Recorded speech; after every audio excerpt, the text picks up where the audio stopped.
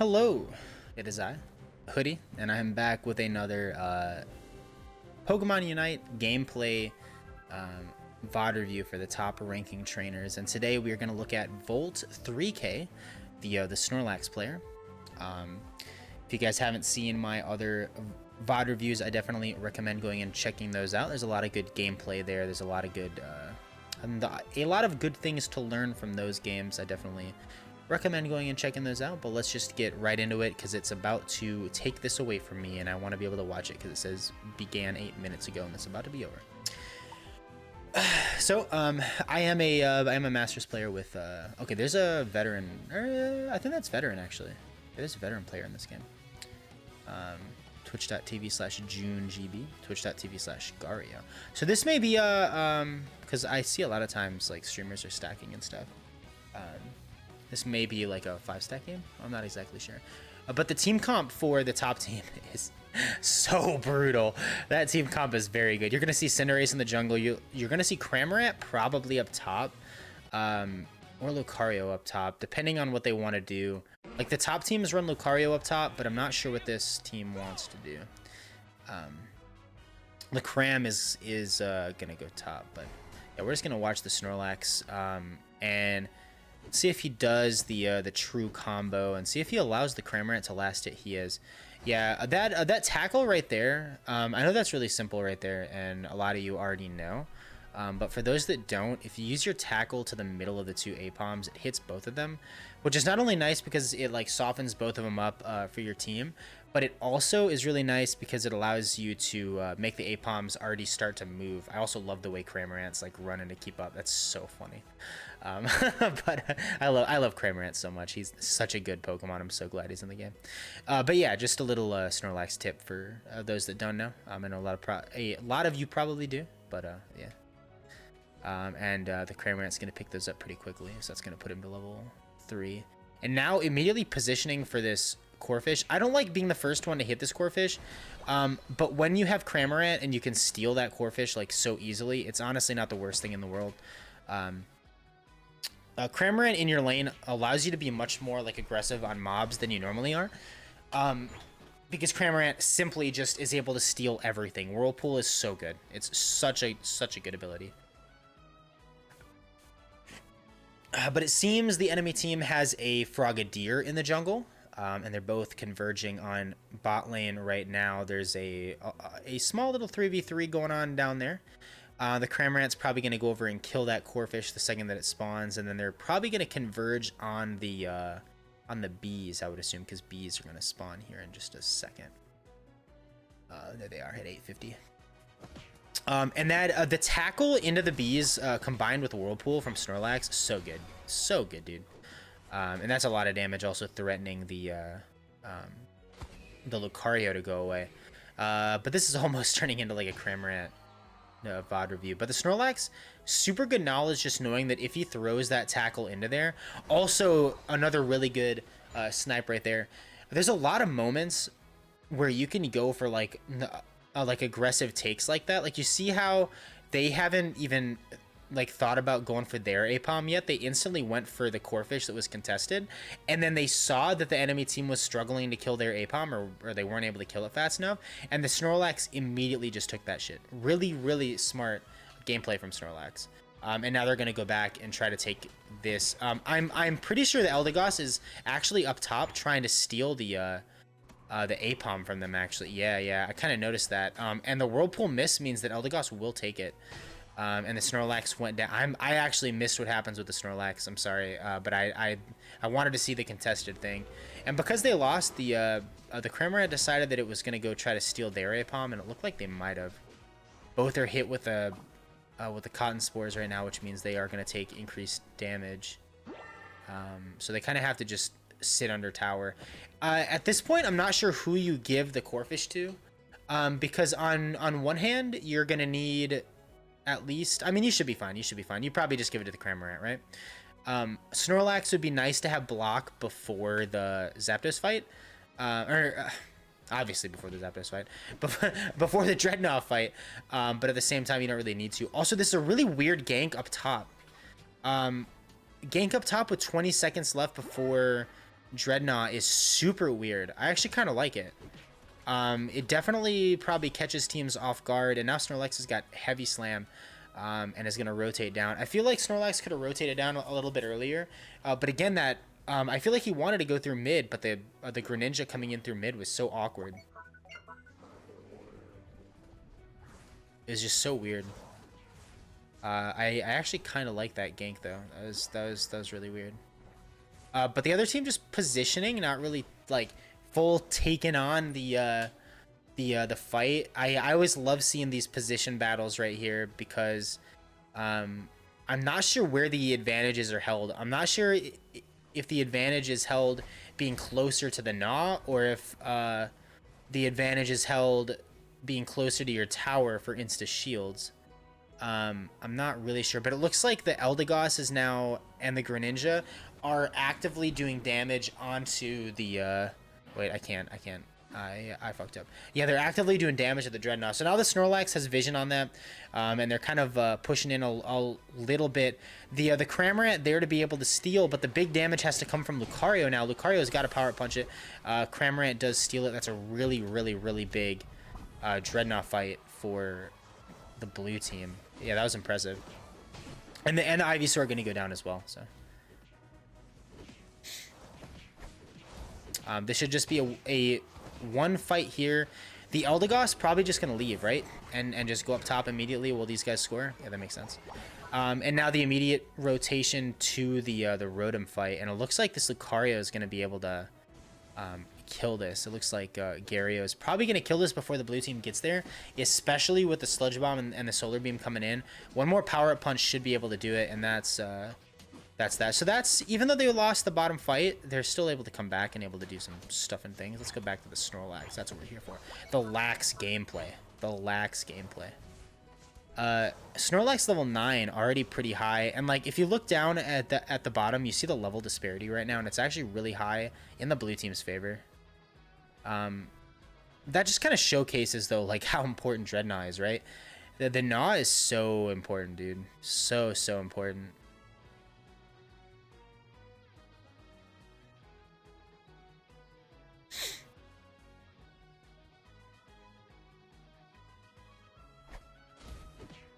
And just kind of positioning now, like every time you can to get free farm, definitely do.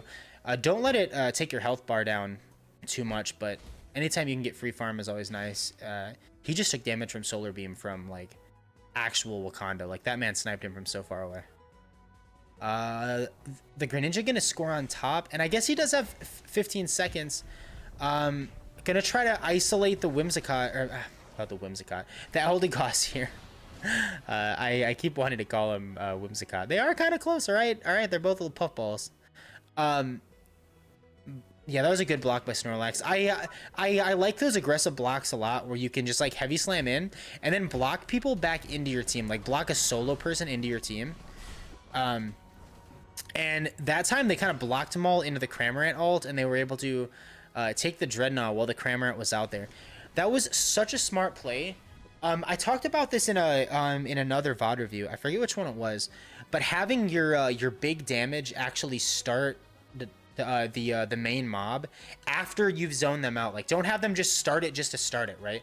But once you've started to zone them, and the second that Snorlax like started blocking him away, the Lucario started the Dreadnought, and so they started doing damage, and also their Cinderace was able to put some damage on it as well. And Cinderace and Lucario killed Dreadnought so fast that it was already at like half, and they had to choose whether to commit. And if they commit, they're running into Snorlax and they're running into ulting Cramorant. And if they don't commit, they're just giving they're giving Dreadnought for free. And so you forcing your opponent to choose that 50-50 is so important, is so good. So remember, as a damage, as a DPS, be very smart with your timings, but start the fights early. Put pressure on your opponents when your team is in a good spot. If your team is not like pressuring them away from the Dreadnought, don't start it. But as soon as they are pressuring them away, as soon as your team's won the posturing battle, you can start Dreadnought. Put that pressure on. Force them to choose an option. It's always advantageous whenever you're the one dictating the tempo. But now we're going to see them push down the second tower, which I don't usually agree with.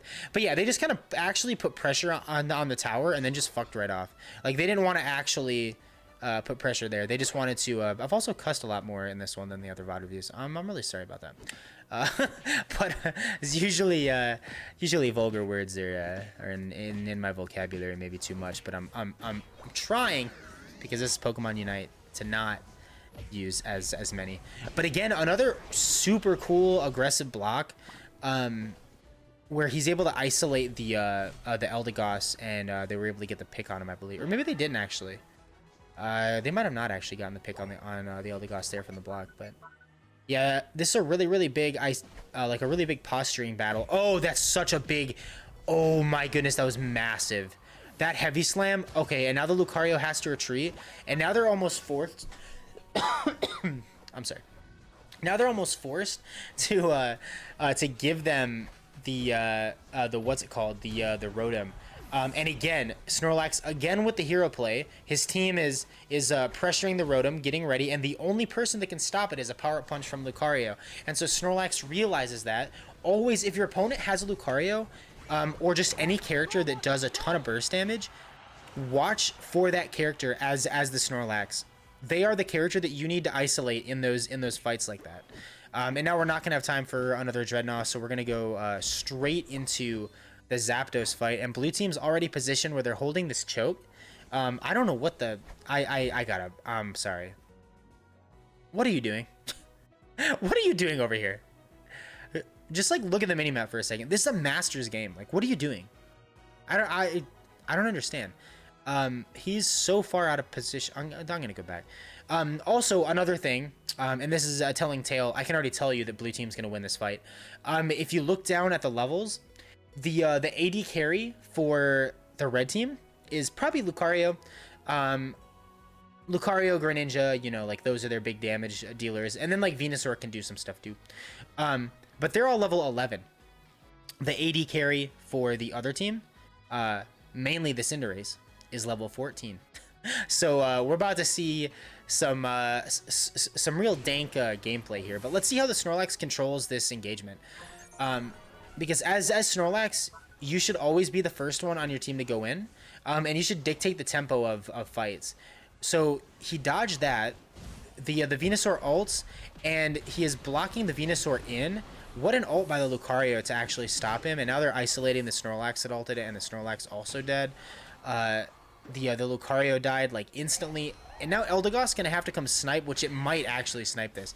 That was very close by the Eldegoss.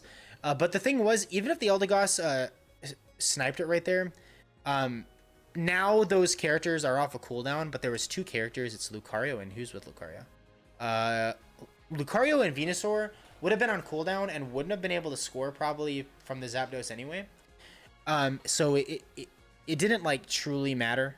But yeah, the Snorlax doing an amazing job at just controlling this choke and just making sure that he's able to control who gets in and then who gets out. And the best person at sniping this, for this scenario, because the Lucario instantly died, was the Venusaur, because Solar Beam's able to take mobs like Zapdos and like Dreadnought from really far away. Like, you're able to do burst damage from a substantial distance. And so the fact that he instantly started stun locking the Venusaur, so the Venusaur couldn't Solar Beam, like really good target priority from the Snorlax, and just good game knowledge in general. Just playing the game super smart, and that's definitely going to lead to their win. They probably don't even get to score here. They probably forfeit before they even do that. The Cinderace gets the 100 off.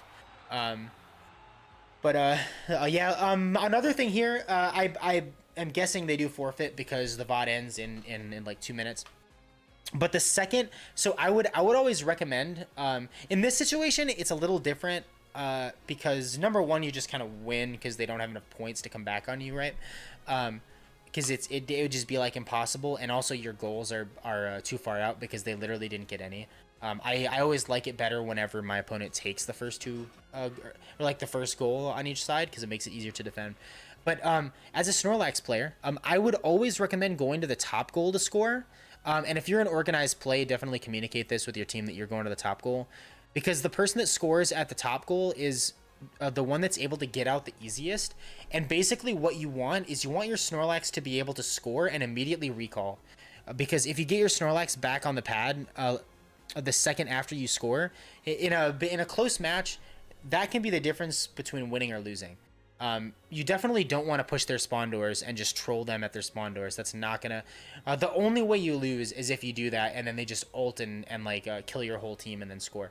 But even then, it did be pretty hard. But like the safest play is always have Snorlax go to one of the top goals and then instantly recall, because you're the best at defending. Everyone else should also try to recall after scoring, but Snorlax is very, very important when it comes to defending goals at the end of the game. I mean, he's obviously a defender, and he's the best defender at that. So, but that is all for today's video. We have a Snorlax gameplay.